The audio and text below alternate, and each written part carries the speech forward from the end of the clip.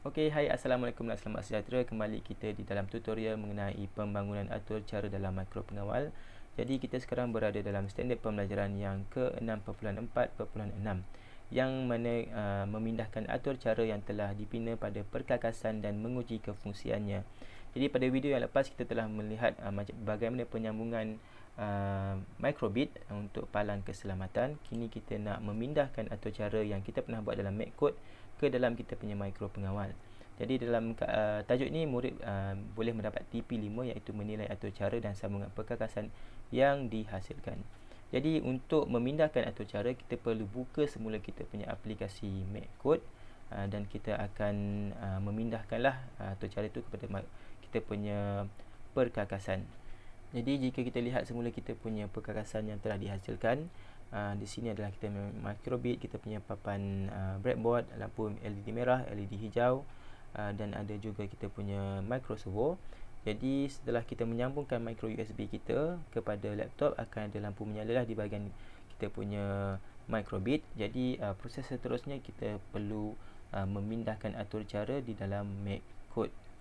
Okey, jadi dalam MacCode kita hanya perlu cuba balik kita punya atur cara adakah berfungsi. Kita akan lihatlah macam mana dia boleh servo bergerak, ada bunyi dan akan ada P1 dan P2 tak dapat dilihatlah sebab dalam simulasi tak nampak ada LED. Jadi untuk memindahkan atur cara tu kita hanya perlu tekan butang download di bawah ini. Ini adalah kaedah pertama, kita tekan butang download dan Chrome akan download satu file yang dinamakan .hex ataupun hex. Okey, jadi tunggu sebentar. Jadi kita akan tunggu file itu di-download. Okey, jadi kita buka file ini, show in folder. Okey. Dan kalau kita perasan bila kita sambungkan kita punya microbit kepada kita punya laptop, akan ada satu drive baru. Ni drive baru ni. Kita buka drive ni, kita paste lah file yang ada tadi yang kita copy daripada download file. Jadi kita lihat di kita punya papan pengawal pun ada blinking LED menandakan transmisi file telah berlaku.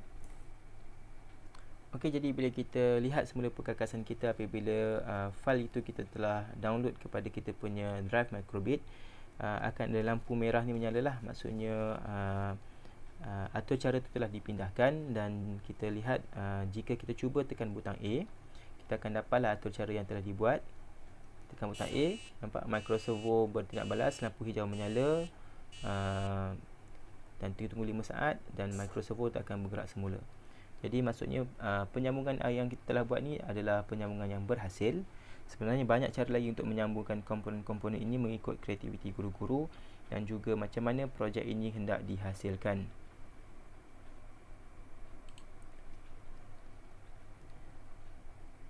Jadi sekiranya jika kita nak buat projek ni melibatkan palang keselamatan, kita boleh tambah kotak, kita boleh tambah lagi dia punya hiasan supaya nampak jadi satu projek yang lengkap. Jadi jika kita nak lihat projek ini adalah servo motor. Jika kita tekan butang A, okay, lampu berubah, servo motor pun berubah. Maksudnya berfungsilah apa yang atur cara yang kita buat. Kita uji semula, tekan butang A, servo motor bergerak, lampu berubah, LED menyala dan juga akan kembali kepada merah. Okey. Jadi jika kita nak uji, kita nak pindahkan kita punya atur cara ini kepada satu projek, jadi kita boleh cabut sahaja USB kabel sedia ada ni. Kita cabut. Okey, kita boleh teruskan menyambung kita punya projek dengan sumber kuasa 3V. Sumber kuasa 3V yang dibekalkan itu. Okey, kita sambungkan kepada port. Di atas ni ada port untuk microbit. Letak saja, jadi kita akan lihat sama juga kesannya.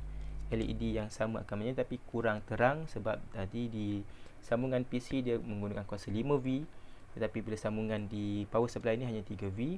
Dan kita boleh lihat berbekalkan kuasa yang ada daripada bateri 6V ni, motor servo ni boleh digerakkan dengan mudah. Okey, kembali kita tekan lagi butang A, tapi tak ada pening kan. Tak apalah, kita try sekali lagi.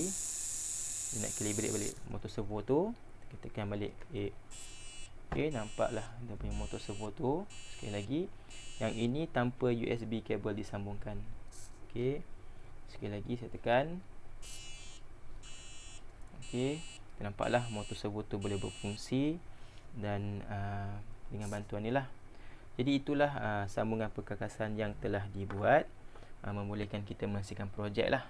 Jadi kita boleh mengikut kesesuaian projek masing-masing. Dan jika murid dia boleh buat sambungan perkakasan ni seperti ni, dan dia boleh hantar video kepada guru, dia boleh ataupun dia boleh hantar hex file itu untuk cikgu uji.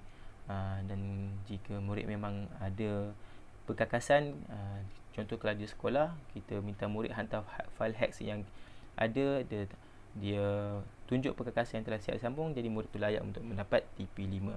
Jadi seterusnya untuk TP6, murid perlu membuat pembentangan dan kena hasilkan satu produk. Okay, maksudnya benda produk ni, maksudnya benda ni dalam bentuk yang siap, projek yang siap. Contohnya palang keselamatan, kena ada sambungan kotak, kena ada sambungan palang yang baik, landasan yang baik. Iaitu itulah mengikut tambahan kreativiti murid-murid. Jadi untuk video seterusnya kita akan lihat macam mana papan reka yang sama ni, kita akan pindahkan dia punya komponen ini kepada Arduino Uno. Okey, Arduino Uno. Jadi benda yang sama, projek yang sama, kita akan pindahkan ke Arduino Uno. Jadi selesailah pemasangan komponen untuk microbit dan juga MacCode. Diharapkan murid boleh dan cikgu boleh cubalah macam mana nak buat penyambungan dia, dan fahamlah macam mana kita nak menghasilkan sambungan perkakasan dan menguji perkakasan dengan betul. Jadi jumpa pada video yang akan datang. Terima kasih kerana menonton. Bye bye. Assalamualaikum warahmatullahi wabarakatuh.